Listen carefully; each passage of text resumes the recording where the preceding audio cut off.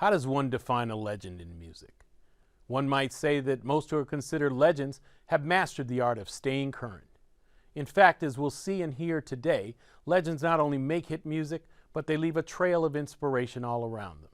Our subjects for today's show all left and are still leaving an impact on the world today, in many cases surpassing staying current to actually setting the trend. So welcome as we share time today discussing some of the giants of music. When it comes to Jimi Hendrix, we're incredibly fortunate to have the CEO of Experience Hendrix, Janie Hendrix, who also happens to be Jimi's sister. Janie's joined today by producer-engineer Eddie Kramer, who's worked with Jimi throughout his career and continues to work with his estate today. We've also got bassist Larry Graham, who made his mark nearly 50 years ago with Sly and the Family Stone and is still packing in shows with his band, Graham Central Station. He's going to play here for us in just a few minutes, and later in the show he'll share some personal stories from his times at Woodstock and the inspirations that he found in Jimi Hendrix. In addition, we'll also be taking you inside the studio with some of the work that I do with the estate of jazz great Miles Davis. I think we can all agree that guys like Miles Davis, Jimi Hendrix, and Larry Graham are at the very top of any respectable list of musical legends. Also joining us from the floor of the CES Consumer Electronics Show in Las Vegas is iconic producer-engineer Joseph Puig. He'll be keeping us current on the front lines of consumer technology. Our most important guest, however, is you. We want to hear from you, so starting now and throughout the show, send us your questions and let us know what you're thinking at #EverythingAudio. A few other things I want to mention before we get started. If you registered for the show, then you were automatically entered in to win a drawing with a free mix from Eddie Kramer. Eddie will reveal that lucky winner later on in the show, so make sure you stick around. Finally, we're going to tell you how you get your free plugin. If you didn't hear, Waves is giving away the Eddie Kramer Signature Series guitar channel to everyone who watches this show live. All you got to do is keep watching, and at some point we'll tell you how you can get it. But remember, this is a special gift for our live viewers only. So if you're watching the recording, then this offer is no longer available. We've got a packed show for you today, plenty of reasons to stick around. I'm Dave Hampton, and we're shooting live at YouTube Space LA, and you're watching Everything Audio.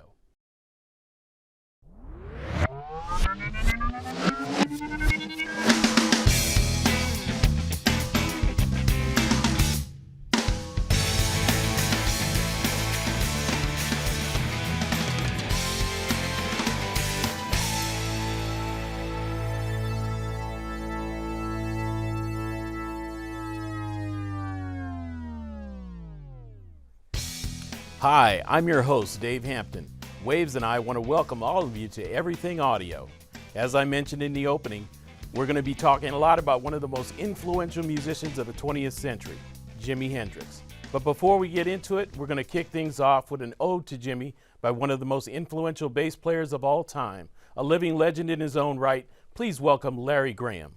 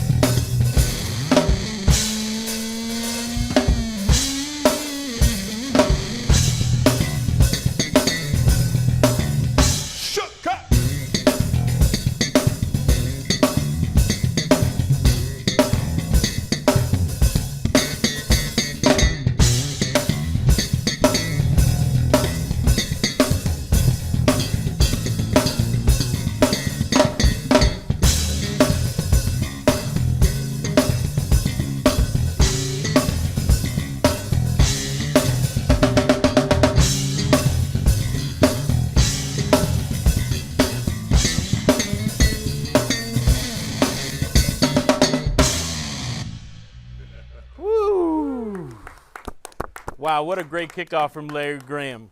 While we get things situated here so Larry can join the panel, I want to show you a little bit about some of the work I've been doing with the estate of jazz great Miles Davis. As engineers and producers, we are librarians of history. One of my clients is the estate of jazz legend Miles Davis. My work with his personal tapes ranges from preservation and restoration all the way to transcribing, researching, and helping create new assets. Miles was the consummate artist. Whether he had a horn, pencil, or paintbrush in hand, his whole being was committed to expression. When I started playing trumpet, it was because I loved the way my instructor, who was black in St. Louis, held the horn, you know, and the attitude toward the trumpet, what he would play against the rhythm section. And then I started watching different trumpet players. You have to look like what you do. You know, you have to dress like what you do. Hey, Wayne, where we gonna find a bass player? I mean, Eddie's going on the train, right?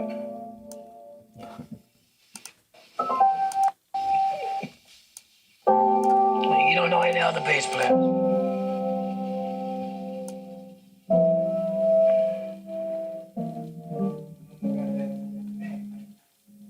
Maybe Herbie will switch to bass.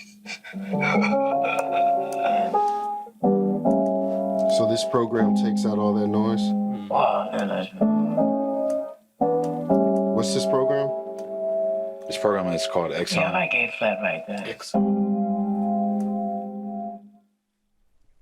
Working with the Miles Davis estate has been one of the highlights of my career. And we wanted to show you that clip because it fits perfectly with the topic of today's show, staying current. Miles is one of those few legends who knew how to move to things and keep the times moving on and going, reinventing himself and staying ahead of the curve. And that's what it's all about if you want to have a career with longevity. What the Miles Davis estate has done with his incredible catalog of music is not different than from what the Jimi Hendrix estate has done with their incredible catalog as well. Both of these legends continue to live long after they've left us, and we're going to take a look at how they've managed to do that in a few different ways. In that note, I think it's good time for us to go to our first guest for the show. Since its creation in 1995, Experience Hendrix LLC has been responsible for the legacy-related activity of guitar icon Jimi Hendrix. Janie Hendrix is the president and CEO. Janie, welcome to the show. Thank you. Thank so you much. for being here. Cool. Well, Janie, one of the first questions I wanted to ask you was that Jimi left such an imprint on everything that in music that he touched for such a short time that he was here. What are some of the ways that in which you decide on what to do and what to get involved in with the estate? And to 5 decades of activity, that's a pretty long time.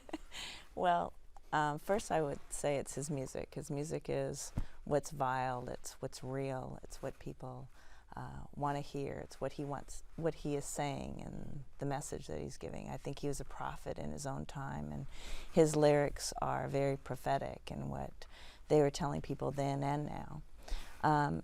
In 1995, we spent 2.5 years prior fighting to get the rights back. And I was in the trenches with my dad doing so. And so in the very beginning, we went and we got the original masters, and we were able to remaster the original masters. And first and foremost was to hire Eddie Kramer. Eddie was who Jimi had chosen when he was alive, and he was still the choice for the family because it was his choice. I think that Eddie is the ideal person. He is the historian. He is the historic figure. He is the person that was by Jimi's side in the studio. When Jimi said, "I want this to sound blue, Eddie," and Eddie knew exactly what Jimi was saying. Yeah. And it's interesting now because when we are in the studio and we're mixing and we're mastering, Eddie can give an historic aspect of what was happening, say in Electric Lady Studios, the studio that Jimi founded and is still vital today. He was able to say, you know, oh, on this day I remember, you know, this person came in, or this was happening, or the studio was filled with all these people that Jimi had invited, and I had to throw them out so that I could have a working atmosphere for today and the music as far as what I feel keeps it really, I guess, Jimmy was the master. He knew what he wanted on stage, he knew what he wanted in the studio, and he was constantly recording, whether it was on a 4-track in his apartment, or whether it was in the studio, or just ideas he would jot down. Like Miles, he was an artist. He had drawings, he had writings. His lyrics were beautiful, not only to hear but to see. And I think that, you know, when you have somebody that is a genius like that, the music that he created then is still alive today. 110 songs that he wrote in 4 years is still alive and well today. That's amazing. That's amazing. Well, our next guest, of course, is Eddie Kramer. He's worked with musical legends such as Jimi Hendrix, Led Zeppelin, the Rolling Stones, and many others, and he himself is an engineering legend in his own right. Thank you so much for being here. Thank you so much for being here. We're going to play a clip, as a matter of fact, that you brought with you to the show and for us to play. We're going to play it, and when we finish, just tell us a little bit about it, where it came from, what was going on. So let's roll this here, that clip. We're really hoping it isn't too loud for you, because if it is, we can always turn up. That's from a live show, and something that we've been working on for quite some time. Can't say exactly where it's from, but that's very typical of Jimmy, where he would just, his sense of humor, that's what we love so much about Jimmy. Janie and I and John McDermott, the three of us were in the studio, and as Janie was saying, excuse me, we're listening to tapes, and you hear this, you could just almost see the grin on Jimmy's face when he says something like that, because he had a wonderful sense of humor. Very acerbic, in fact, very cutting, and he'd often take the piss out of me and himself and Mitch and Noel. It was just to keep the whole thing rolling, and he was doing the same thing with the audience. You know, he's trying to give this a little piece of the heart inside, which he gave through, of course, in his playing, but it's the humor that always used to get me. Oh, he was wonderful. Yeah, well, you started with him as a young engineer, and now it's, you know, 45 years you've spent with this music. How does it feel? It's always a challenge. It's always different. It's always exciting. And, you know, when you're dealing with an artist that has this wonderful body of work, and it's an honor and a privilege to sit there at the board and just sort of put the faders up and go, oh, wow, he did this on this. Oh, wow, I forgot that. As Janie said, this was so interesting. Because, you know, we're bringing up tapes that, as you said, 40 plus years, and I put up a guitar track. I said, I don't remember him playing that, but wow, that's very cool. Or we go to an outtake and we find, you know, different performances of Jimmy doing a song which we're all familiar with, but it's treated in such a different way. That's exciting. You know, some of the work you're doing with Miles is similar in the sense that, you know, you're like an archaeologist, you know, with a little brush taking the dust away and revealing the inner core of what was there. Yeah, yeah, it's so much of our work now turns actually into an asset conversation, because we're creating new assets oftentimes with something we find from years ago, even outtakes, Oh. you know. Outtakes are the bomb. I think they're fun because, you know, you hear the casual moment, and, you know, maybe Mitch is yelling at Jimmy, hey, Jimmy, what about this drum fill? Or something like that. I could give you a classic example. Mitch is doing a drum fill, and you know Mitch's influence, of course, was Elvin Jones. You know, he was a jazz drummer initially, and one of the things I remember is when you hear Mitch's playing, because I really felt that he had the intellectual capacity to keep up with Jimmy at a very high level and anticipate almost what Jimmy was going to do, but to hear him do a drum fill and you think, no, there's no way in hell he's going to land on the downbeat. And he does. And then I just remember seeing Jimmy's head flip around and just sort of this big grin on his face. Oh, okay, you got it there, fine. Okay, we'll keep going. You know? That's great, that's great. Well, Larry, man, you blessed us with that intro, man. I'm still shaking. I'm still shaking. Great. But I love that bass. Gotta have that bass. All about that bass. Well, man, you already were working on your path already with Sly and the Family Stone. So, what was going on in your mind when you first experienced Jimi Hendrix, and how much of an effect did it have on you? Well, first of all, let me say we're sitting here talking about Jimi Hendrix and Miles Davis, and I've had the pleasure of being around both of them.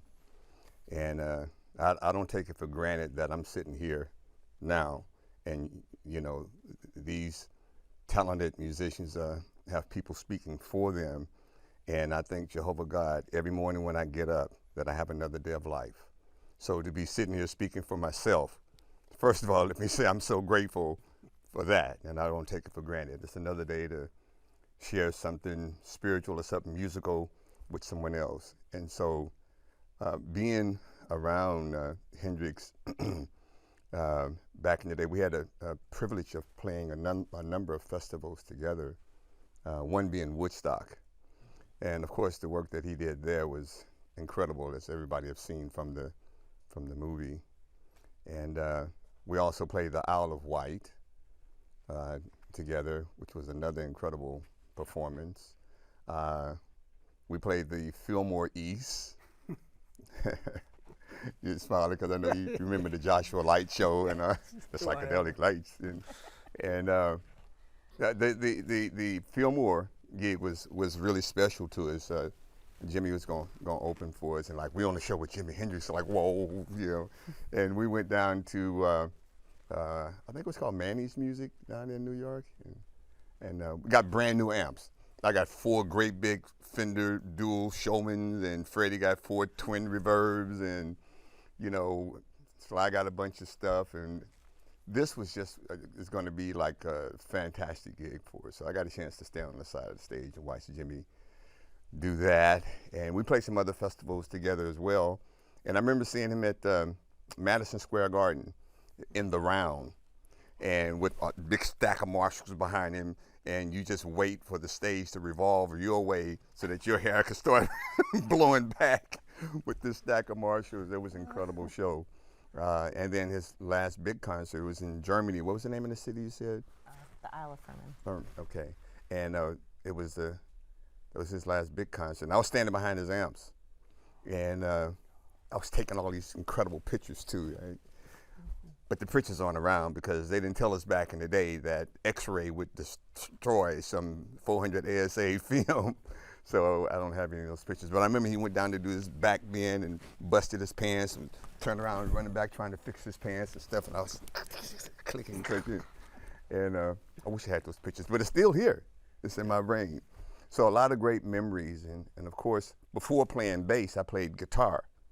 And that's what I thought I was going to be, a guitar player.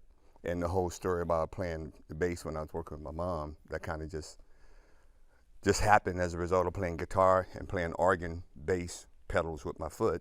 And we got used to having that bottom, and then the organ broke down. And I rented a bass until the organ could be repaired, which it never did get repaired, so I got stuck on the bass. And that's how that started. But in my brain, I was always a guitar player, right? And so one thing that Jimmy was doing that was really, really effective, that a lot of other guitar players was not doing as well, was using pedals, using effect pedals.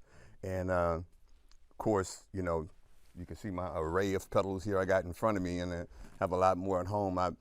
Thinking like a guitar player and being influenced by people like Hendrix with the use of pedals, I just incorporate that into my playing too. So I play bass, but I still think like a guitar player.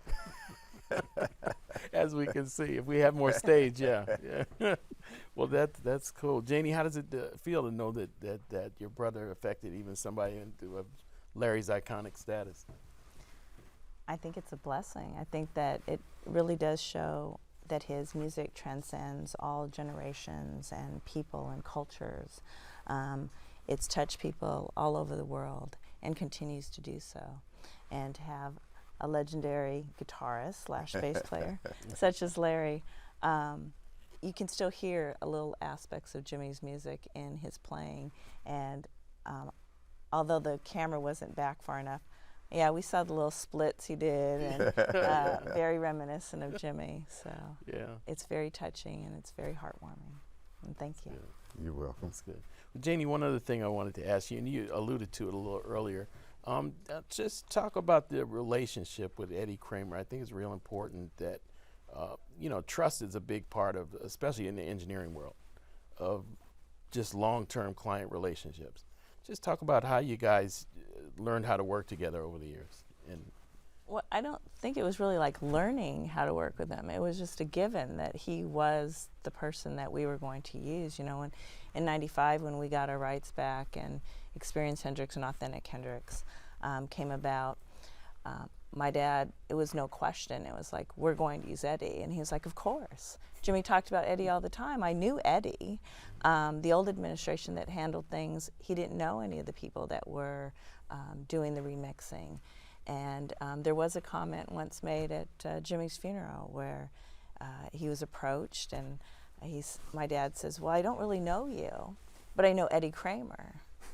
And, you know, it's kind of like the biblical saying, like, you know, Peter I know. But, and so there just was no question that it was going to be Eddie. And we were just very pleased that Eddie agreed and was willing and able and available, because like you said, Eddie's worked with a lot of greats in the rock and roll business. Yeah. And I think Eddie is part of the pillar, the cornerstone of what we work on. I mean, Jimmy did all the heavy lifting. He did the music. You know, we're just the caretakers of his music. We don't have, there's no question whose music it is. It's definitely Jimmy's. And like Eddie says, you know, we find little gems a lot of times in the outtakes. And Jimmy reminds us that it is his music. And it's just, we're put in a position to make sure that we nurture it and take care of it and protect it. And that's a great deal of what we do too. And you know, we have to protect our trademarks and our copyrights, and if we don't, we lose them.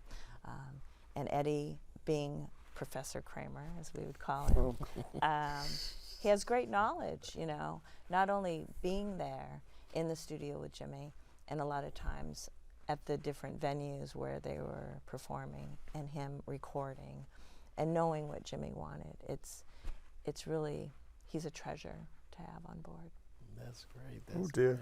Well, Eddie, you are the man. His rates just went up. Yeah, his rates went up, yeah. Well, first, Eddie, man, congratulations on the Grammy nomination for the Miami Pop Festival. And I wanted to ask you in relation to that, just could you share with us a little bit that's involved as far as when you go into repurposing some of this original material? Well, if I may tell a very quick story about Miami Pop. We were in the midst of recording an album, which you all know, Electric Ladyland. It was in 1968, and we were at the record plant in New York, and then we get the call, there's this festival down in Miami, and Jimmy's invited you, would you come down and record it? And I said, yeah, all right. So we'll fly down there, and staying at the some funky hotel, which had a weird sort of cabana type theme. And I remember Mitch and I going for a swim off the diving board into the pool, and I think Linda McCartney was taking pictures, and there were some very revealing moments which I can't really get into right now, but suffice to say they were quite amusing. So anyway, we get to the park. This is Gulfstream Park, and I'm looking at the setup for the recording, and it's two flatbed trucks. Literally, that's Jimmy's setup is on one, and Frank Zappa's stuff is on the other, and this is where we're going to record, on a flatbed truck outside. And and here's Gulfstream Park, where there's a pool in the middle. It's a racetrack for horses, right? And I remember I think one of the announcers says, "Don't go swimming in the pool. There's sharks in there." That's trying to keep the kids from going in there and getting whacked out and whatever. But that's how we recorded. It was on 8-track with a truck in the background, way like 200 yards away. And we bring the tapes back and mix them. I think we tried to, but I can't remember if we even got them at that time. But cut back to last year when we finally got everything together and found the movie footage, which was fabulous. And then linking that all up to my mixes, and then 5.1 surround. So you know the process. Yeah. You're an engineer. You know what goes on. But the restoration of that and the excitement of putting the faders up and hearing Jimmy's performance, that's killer. How did you find the movie footage? Was it a hunt? That's do you guys that's go a John about doing McDermott. that? John McDermott is a detective when it comes Oh, to that stuff. okay. He found that stuff. John's our historian, and he tracked down the tapes to the gentleman that actually filmed it, and it was in the Carolinas. And I say that we risked our life going there because we were in like a propeller plane that I could see the sky from below the floorboards. But we get there, and after John had made a call to the widow, he had passed away, the guy that filmed it, and he had asked, do you have these film reels? And he describes them to her. And she says, well, just a minute. She puts the phone down, and you can hear the attic stairs creak down, and she climbs up the attic, and she looks, and after a few minutes, she comes back down, and she says, well, I've found these reels. Is this what it is? And he said, yes, hold them. We'll be there. And we flew out the next week, and then her attorneys had rented a spot for us in a high school to view them, and the films were pristine, and made a deal, and the rest is history. That's great. That's great. Wow. Well, one of the things, Eddie, I wanted to ask you as well is Miami Pop Festival is one of the projects that we find is available on vinyl. And we're going through a lot right now in the industry of repurposing for all these different delivery systems. Why vinyl now? All I can say is thank the Lord for vinyl. I tell you, it's amazing the difference sonically when you hear a great 200 gram or 180 gram pressing of Jimmy or the Stones or Zeppelin or Miles, whoever. The difference is so incredible. First of all, kids today are jumping all over vinyl. You know that the Black Keys sold 100,000 of their last vinyl, of their last record in vinyl. I mean, when the Hendrix estate puts out, when we put out records, how many did we put out? 15,000, 20,000 now? 5,000 numbered in the U.S., and then we put out 10,000 unnumbered outside the U.S., and they are usually gone within 4 weeks. Yep. But vinyl never went away for us. When Experience Hendrix came to be, we started putting out vinyl, and it's a one-way sale, and people love them. A lot of times the fans will buy two. They won't open one, and then they'll play the other. I think with stores like Urban Outfitter and some other stores that actually put out vinyl or sell it, John Varvatos too, I think it also helps to bring back the reality that vinyl has just such a warm feeling versus digital. And although people were throwing away their records and record players, I think that they soon discovered that they missed that warmth. And so for us, vinyl never went away. It's always been. I think especially in the case of legacy situations, vinyl is critical for everybody to fully appreciate what was going on in the time and to be able to hear it. Eddie, one other question. When you're remastering, are you trying to throw back to the authentic sound, or are you taking into consideration the digital delivery, the final outcome and everything that we deal with today in the studio? These are the converters that we have today. Your knowledge is immense because you've seen the equipment evolve over time. Well, I like to approach it like this. We go back to the original source. Absolutely. You can't do this without going back to the original source. And we'll search the earth to find an original quarter-inch, or we have all the original multitracks, thank goodness. But having said that, we then transfer the actual 1-inch 8-track or 16-track 2-inch. We transfer it with the Burl Audio A to D converters. To me, the best A to D converters in the world. They sound almost identical to the tape, as far as I'm concerned, because they've got transformers in for you geeks out there. So once we've done that, now we're in the digital world, and I'm in Pro Tools. I'll use Waves plugins. I'll use, on the outboard side, I'll use real Pultecs, I'll use Waves Pultecs, I'll use Waves limiters and noise, whatever I need to do to get the best out of what's there. So it's a combination of the best of digital and the best of analog.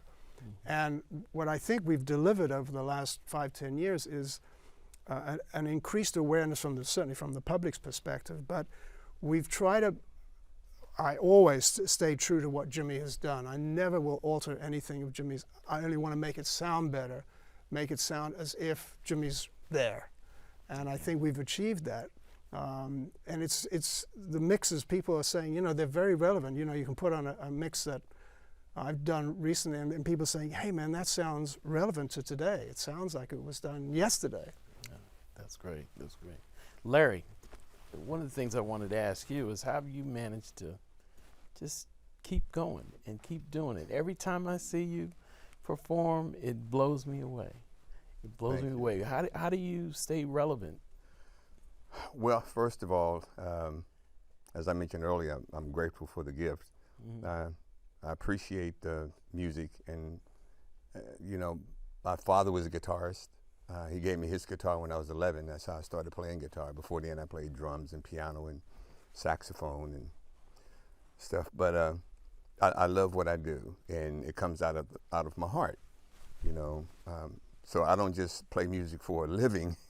I play it because I love it. It's medicine for me too, and I really appreciate when we can play live and move people, touch their hearts, you know, and see them leave the concert smiling. And I always try to make a point of after every show now go out and meet as many people as I can.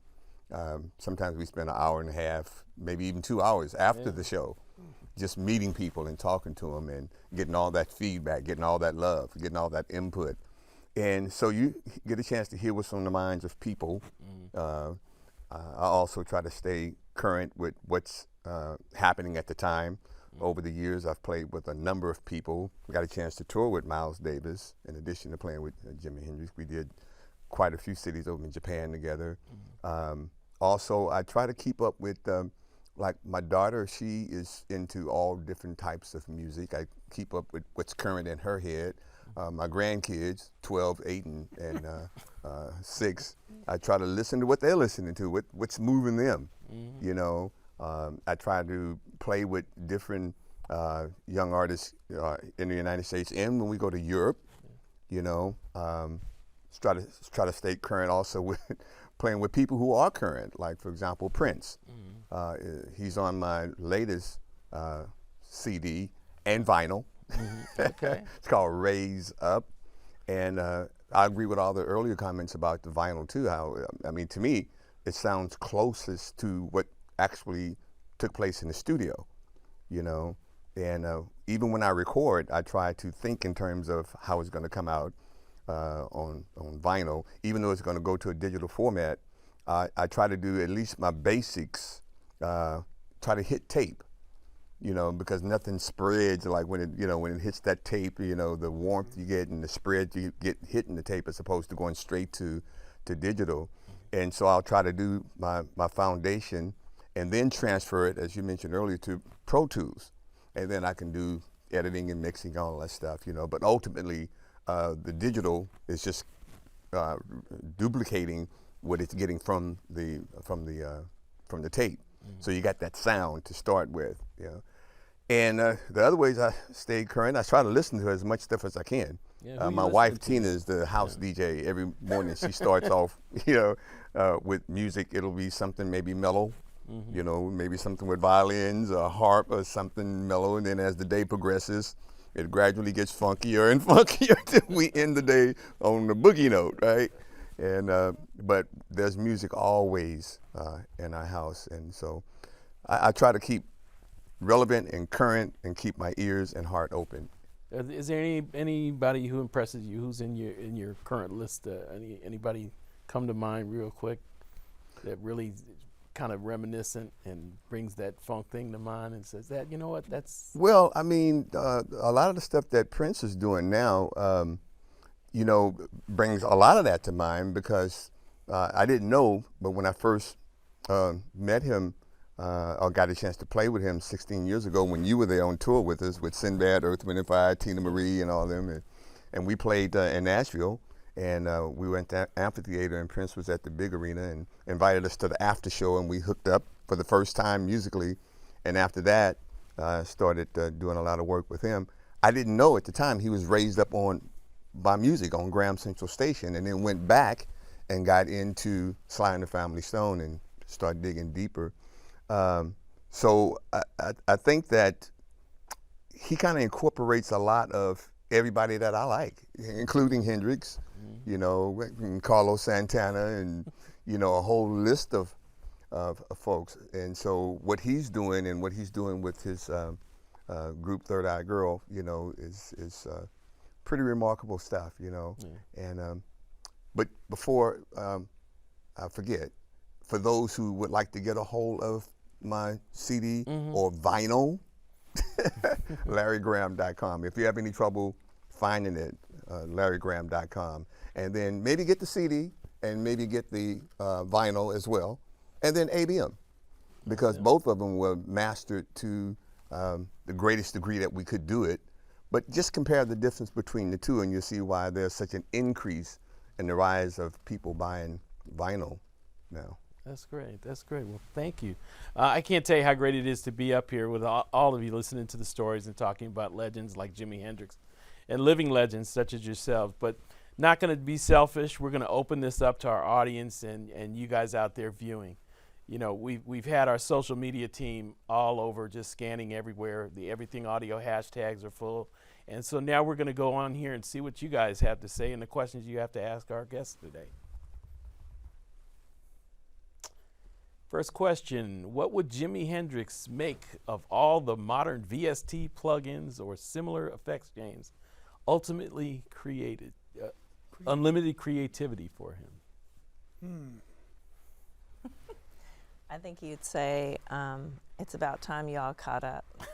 I think he was so far ahead of his time that technology, as we know it today, has finally caught up to his music.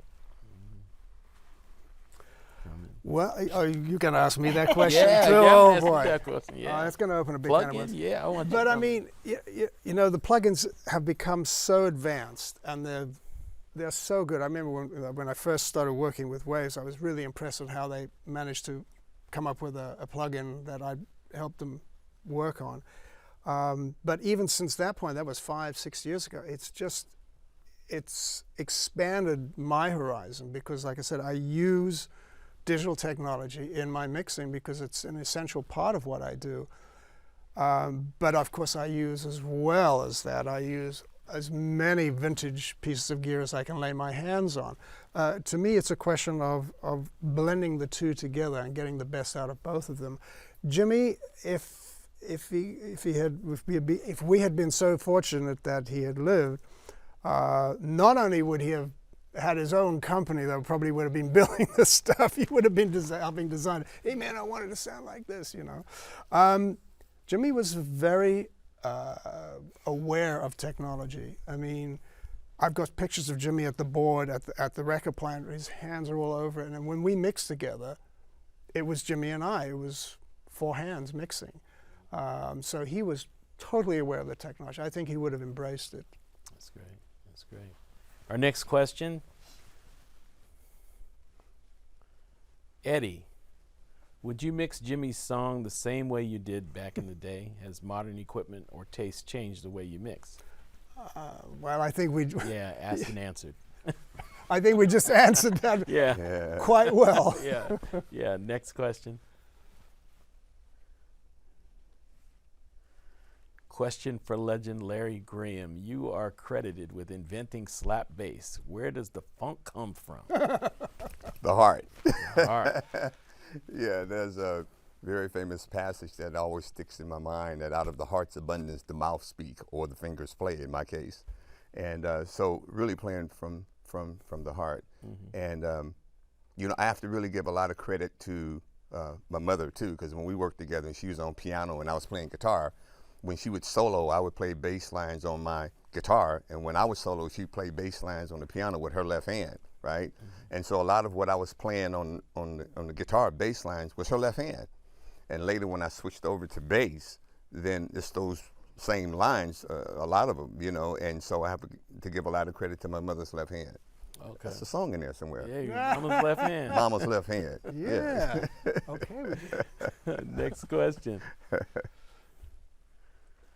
As a veteran, how do you manage with natural hearing loss from age, and what should we come to expect?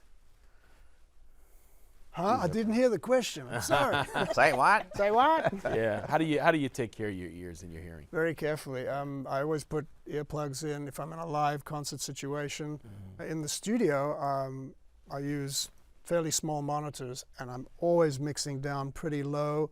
And then, we take it up, and the trick is just not to have it blasting all day long, because then you're going to get ear fatigue, et cetera, et cetera. So to me, it's a question of up, down, up, down. Just be careful with it. I mean, the ears are the only things you got.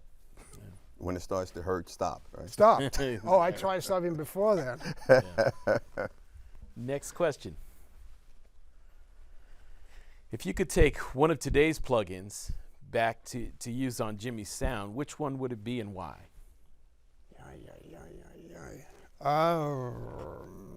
Yes, you can choose your own. I would say probably the Helios, or the H, whatever they want to call it. I always use the word Helios. I probably shouldn't, but that's what it was based upon, which was the Olympic equalizer. That to me is absolutely central to the sound that I created for Jimmy, because of its very, very potent mid-range. That's great. It's going to be a big rush on. Yeah. The phone lines are lighting up. Yeah. Next question. On individual tracks and master bus, when you mix everything in the box, do you recommend putting the the Kramer tape saturation plug-in at the start or end of the chain? We had a typo. I love the typo, the crapper, yes. That'll put you right in the crapper.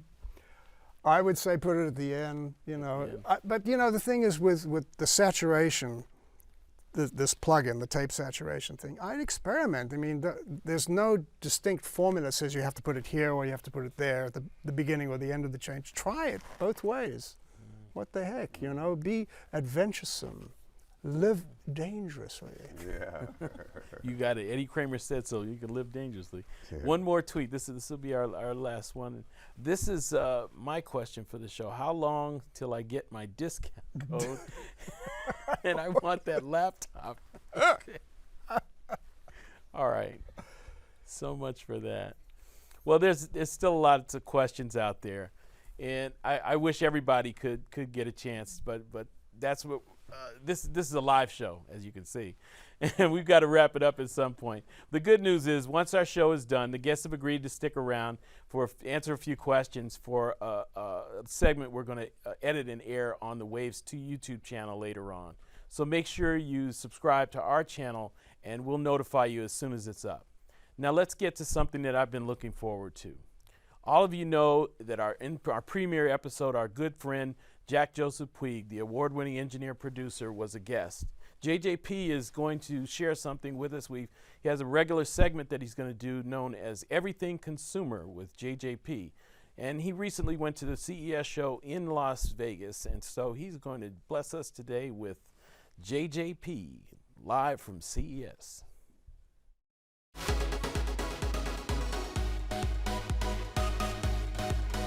Hi everybody, it's Joseph Puig.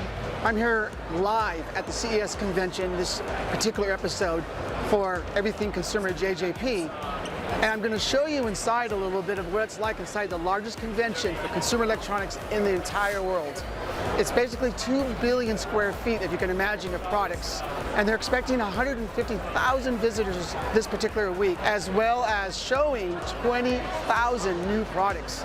Everything you can imagine, from smartwatches to robotics, curved television, high-powered cars, smart homes, you name it, it's all underneath this roof. We're right now at the Intel booth. It's really cool. Look at these droids down here.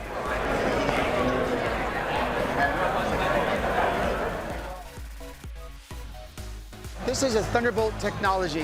What it is a 360-degree view of wherever the drone's flying with multiple cameras. It's pretty cool. Thought you'd want to look at it.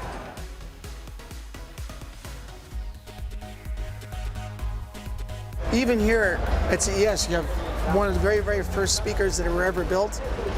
Even an old tube amplifier. You get to see everything here, from the very beginning of consumer electronics all the way up to the smart home. So right now I'm showing you inside some of the 4K plasmas they have. This one here, look at this one. This is incredible. I mean, the definition, everything you see here, and the fact that, you know, it's got a slight curve to it. I'm here with Jim Berry. Jim, tell me a little bit about yourself. I'm a media spokesman for CEA, and CEA is the producer of the Consumer Electronics Show. This show's been going since 1967. Wow. Came to Las Vegas in 1978, and I came to my first CES in Las Vegas in 1979. So what I love about this show is that you see the future right here every year coming out, and then a lot of this stuff is a little, not for everybody yet, but a few years it will be for everybody. I want to thank you very much for your time today. It's been really amazing. Well, it's my pleasure. Welcome to CES. Enjoy it. Have a great time and have a great year.